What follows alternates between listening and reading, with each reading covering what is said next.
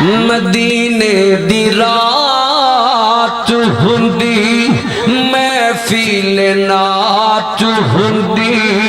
اکھیاں دے سامنے مدنی دی ذات ہوندی میرے بل ویکھو صدیق نقیب ہوندے آقا خطیب ہوندے گل بڑی وڈی جے سن لو تے آنا تڑپنا جے صدیق نقیب ہوندے آقا خطیب ہوندے محفل وچ بیٹھے ساڈے تے غریب ہوندے بلال نو ویکھنے دی بلال نو ویکھنے دی ساڈی بھی اوقات ہوندی اکھیاں دے سامنے مدنی دی ذات ہوندی اگلی گل کمال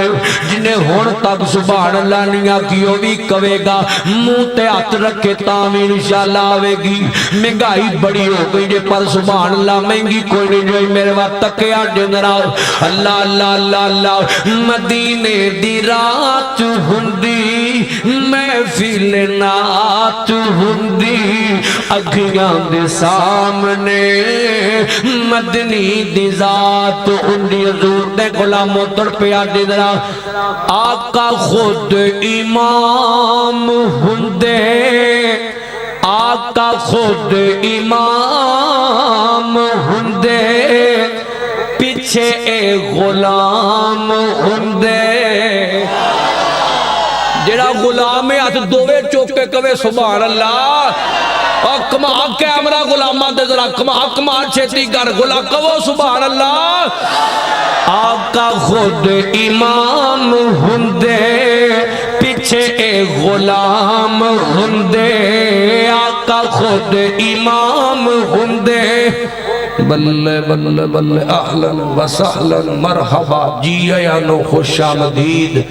علامہ ناصر مدنی صاحب تشریف لائے ہار پا کے لگدہ دلائی اللہ سلامت رکھے ماشاءاللہ محترم جناب قاری محمد یوسف صاحب محترم جناب ناصر مدنی صاحب آگئے تھے آپ انگال مکان لگے تیان کرو اب بہار آ گئی ہے سنو ذرا کان لاغ کے سنو مدینے دی رات ہوندی محفل نات ہوندی اکھیاں دے سامنے مدنی دی ذات ہوندی میرے وقت کو ذرا آقا خود امام ہوندے پیچھے اے غلام ہوندے اور مدنی صاحب نو بھی پتہ لگے ٹھانڈ چے غلام تڑپ دے بیٹھے روٹی کہ وہ سبحان اللہ دو بیار چوکے کہ وہ سبحان اللہ اور پورے ڈپے جے واد جائے اٹھی کہ وہ سبحان اللہ آقا خود امام ہوندے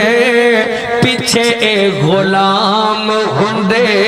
آقا خود امام ہوندے پیچھے اے غلام ہوندے صبح دی نماز ہوندی سونے دی آواز ہوندی صبح دی نماز ہوندی سونے دی آواز ہوندی مسجد نبوی اندر کھڑی اے جماعت ہوندی انج نہیں اٹھی کبو